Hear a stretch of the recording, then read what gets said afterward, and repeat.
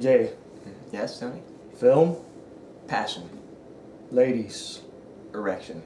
Skyfall.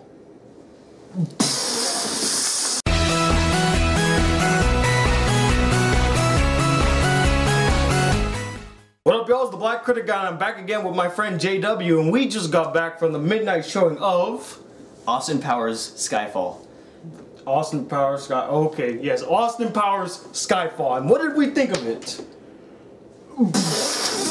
As you can tell by JW's he really loved this movie, and I actually really enjoyed this movie too. As a non-James Bond fan, I did enjoy many parts of it, and he still chastised me for not seeing all of the James Bond movies. Get the whip.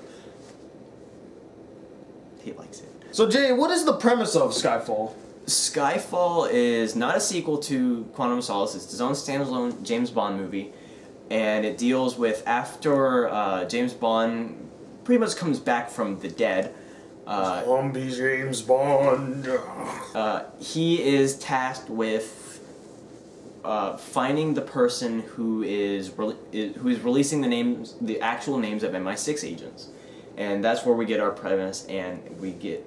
Yeah, you need a lot of work on doing fast-paced premises, don't you? So as many of you know already, I'm not the biggest James Bond fan. I've seen like about 5 of them, and I have seen all of the Daniel Craig movies already, and he's chastised me right now, but you know what? I'm not listening and paying him no mind. But anyway, Jay really loves the James Bond franchise, and as a fan, what do you guys say? I'd say this is one of, if not the best, James Bond movie ever made. The best. Only one, the only others that come close to it, Casino Royale, Goldfinger. Dr. No? No. Do you think it compares to the old, like, Sean Connery James Bond, or what did it kind of give you a feel of? They're different. Sean Connery, each actor playing Bond gives a really different performance. And Sean Connery is by and large the popular vote for most favorited Bond. Well, because he was the first, and you always love your first. Right. The way Sean Connery did things, he was the kind of the perfect mix of smooth, and he was very much a lady killer. He had a badass accent too. He had a badass accent, but his badassery was overshadowed a little bit by his ego. Sean Connery, he really played James Bond with an ego, or like he thought he was the shit, basically. Right. And Daniel Craig plays it much more nuanced. He, he's very much. He's a lot more stoic. Would you say he's more self-aware too of situations? He's self-aware. He's got this. This is one of the first Bonds, or sorry, not one of the first. One of the only Bonds where they really, really humanize him. Bro, yeah, definitely.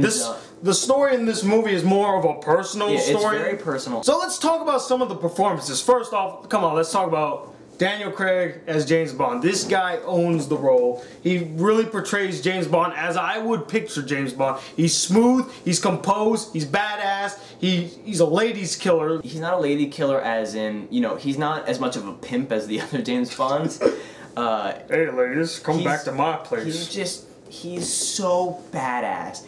He's just so cool. I'd say he's one of the coolest portrayed characters in recent memory.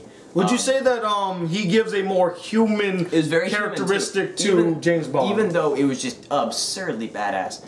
Very human. Very, very human. The movie has a heart. Believe it or not, the movie does have a heart. You can tell that Daniel Craig is badass in that scene in the trailer where he just jumps off of the crane thing and lands in the train. He just goes, yeah, I'm about to do this. Let's go to the other big performance in this movie, Javier Bardem. My goodness. I mean, we've been talking about him a lot in the beginning, but he's such a good villain. He is. And he's menacing, he's flamboyant. Right. You know he's insane in the membrane right now because of, his past. Right. When you get into the guy's backstory, you just like, you understand why he's doing it. I mean, this is when I go back to, like, this film is a more personal film instead of just this grand scale, oh, Bond got to do this thing to stop the bad guy. It's more of a centralized story following these characters, you know, on a more personal base, like I said before. But, what else characters really stood out to you?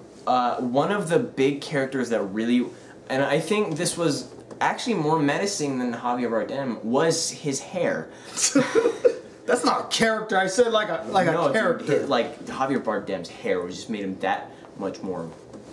Ooh, James Bond, what are you doing over here? Judi Dench gives a top-notch performance as always. As always, there's not much to say.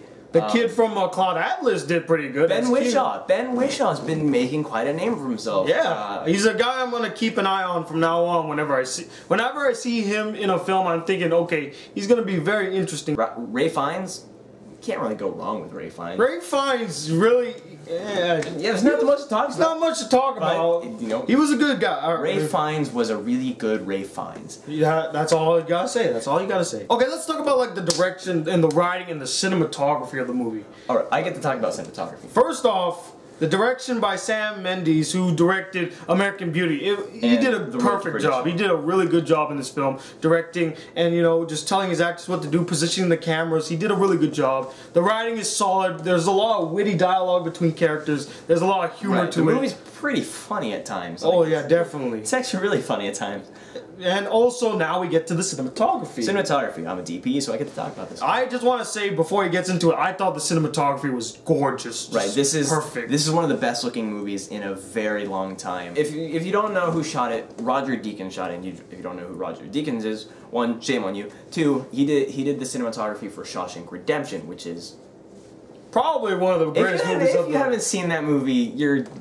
Well, wait a minute. There might be people there that are like 13 years old who haven't seen it yet, so you're excused. But if you're 14 years old and above, shame on you. Every shot is lit to near perfection, and this is when you know a movie has good cinematography. When you can pause the movie at any moment, take a picture, and use it as your background on your computer.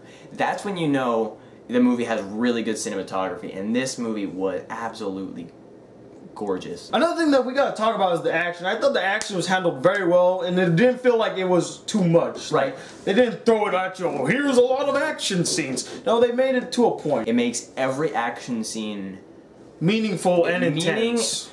Very, very tense. It's so well done. All the action's really, really perfectly, meticulously done. It's tense. It's unpredictable. It's exhilarating too. It's very, very exhilarating. In fact, the opening shot kind of sets the tone for what the movie's gonna be like. You know, it's very exhilarating, but it also has a story behind it. With most James Bond movies, we're expecting crazy, ridiculous, over-the-top set pieces. In this movie, they play more towards tension, and they really keep you close to the action. The last great thing we want to talk about is actually the opening song, sung by the great Adele. And I gotta say, I actually really loved this song. And the opening sequence was gorgeous and beautiful. In fact, it was so good I want to get the song now. So Jay, we really liked this movie, but did we have any problems? Did you have any problems? I mean, if I had any problems, it's just nitpicking. Occasionally, now I mean occasionally, like maybe 2 or 3 times in a movie, the line didn't work.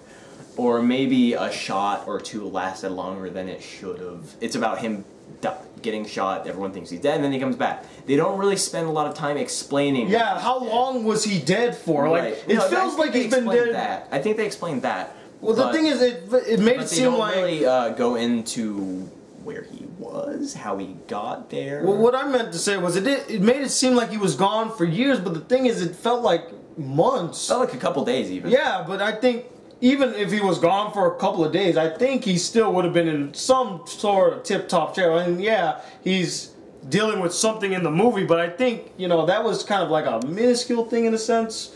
I felt like if they really wanted to, they should have made him gone for like maybe a couple of months. Like I said earlier about, you know, this movie's more of a personal thing, I actually would have loved a more grand scale kind of villain.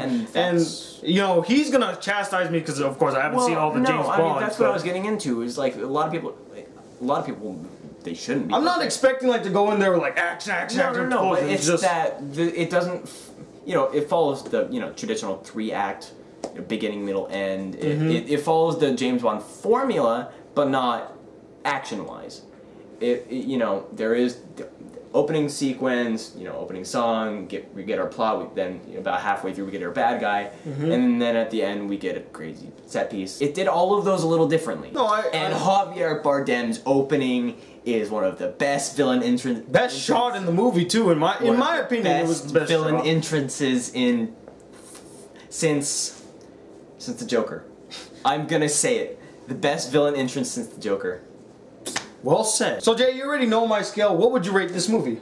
It's close to a 5. Not quite a perfect score. I'd say 4.75. I'm just gonna 4 3/4. Okay, Jay. Calm down there, Ellis. Calm down. I'm going to give this film a 4.5 out of 5 stars. It's a near perfect film, and if you are a James Bond fan like we just mentioned, definitely go see this. If you're a fan of movies, if you're a fan of just like badass guys, if you like movies, guys, go to the movies and watch a movie. Yes, definitely go check this movie out. And Jay also has something to say. Jay, what do you got to say? I am officially on YouTube now. Yay, go me. And we'll put a link in the link in the description of his channel, so you can go check it out. Subscribe. It's me chronicling my life through film school. But anyway, go check out his channel. I'll put a link in the description, like I said. But anyway, I'm the Black Critic Guy, and this is JW. We're bridging the gap between movies and anime reviews. Till then, peace, YouTube. Bye, guys.